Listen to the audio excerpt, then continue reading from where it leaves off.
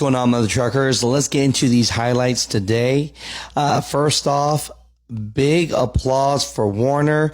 Texas Supreme Court tosses out $90 million nuclear verdict where a vehicle was losing control on the other side of the highway and then goes through the grass median, crashes to a Warner truck that was going the speed limit, and they were trying to sue Warner for $90 million, and so this is definitely a public announcement for all truck drivers out there and the 9,100 that work for Warner.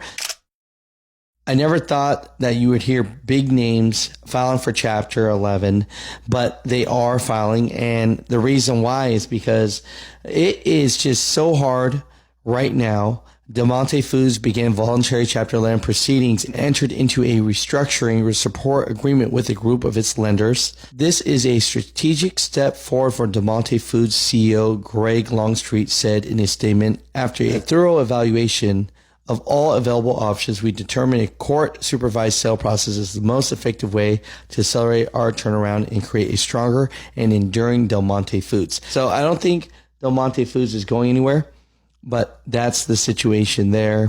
Now, when it comes to their operating side, transportation, how do they operate? Well, they have a company that they call Tricont Trucking that now it's called Tricont Logistics. And when I look up the Safer Score, it looks like they have about 200 truck drivers that work for them and a whole bunch of carriers that they work with third party. So I'm not sure what's happening there because it is a restructure, but my truckers, comment down below if you do work for those companies and let me know what's going on. Mother truckers, I'm going to be out at the Iowa 80 Truckers Jamboree. It's going to be such a good time. It's coming up soon, and it is on July 10th to July 12th. And let me give you a little bit of insight right here. It says Jamboree features antique truck display, super trucks beauty contests, over 175 exhibits, Iowa pork chop cookout, live country music, trucker Olympics, fireworks, free admission, free parking, and they say so much more. Come out to Iowa 80, July 10th through the 12th. I'll be out there just filming, getting some of this awesomeness, interviewing truck drivers, and I'm telling you, this is something you don't want to miss. I love this place. I love the people involved, amazing people, and I'll see you guys over there.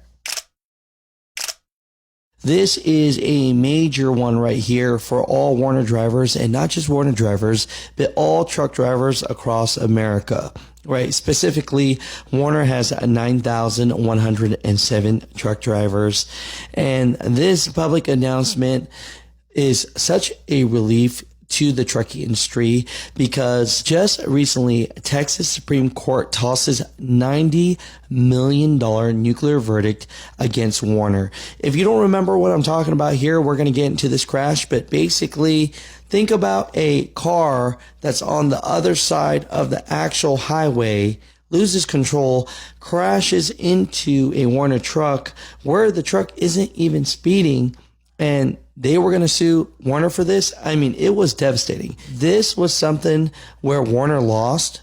That would mean that anytime anything happened and it didn't matter if it was on the same highway going the same direction or not, a truck driver could be liable. So we needed Warner to win this, and thank you, Warner, for doing so. Spending probably millions of dollars to fight this, and this helps all truck drivers. So basically, it says here, a nuclear verdict against Warner Enterprises that shocked the truck industry years ago has been overturned. The case emphasized the need for tort reform across the country. In a 5-3 decision, the Texas Supreme Court reversed a lower court's ruling that held Warner liable for $90 million in personal injury lawsuit. The Texas Supreme Court case stems from a lawsuit filed by the family of Zachary Blake and Breonna Blake. Zachary, who was 7 years old, was killed in the crash with a Warner truck. Breonna, who was 12, was rendered a quadriplegic. In December 2014, the Blakes were traveling east on Interstate 20 in Texas in a pickup truck driven by Zaragoza Trey Salinas. Weather conditions were icy at the time. Salinas lost control of the vehicle, going 50 to 60 miles per hour, basically crossed a grass median, entering the westbound lanes. At the time, Sherez Ali was driving a truck for Warner going west on I-20. He was driving below the speed limit when the pickup truck began to spin. Jack Ackerman, a Warner driver trainer, was also in the truck. According to the brief, Ali reacted in a half-second, hitting the brakes. Even the Blake's expert witness conceded that Ali's reaction was very quick and appropriate to the conditions. In addition to Salinas making statements suggesting guilt and responsibility, Texas Department of Public Safety trooper defended Ali's actions. Trooper Villarreal, a 17-year veteran who investigated the accident, concluded it was truly an accident. Ali didn't do anything wrong. So, at the end of the day, we are just lucky that Warner won this one. I do want to make a disclaimer here. You know, of course, it's very sad what happened to the kids, 100%.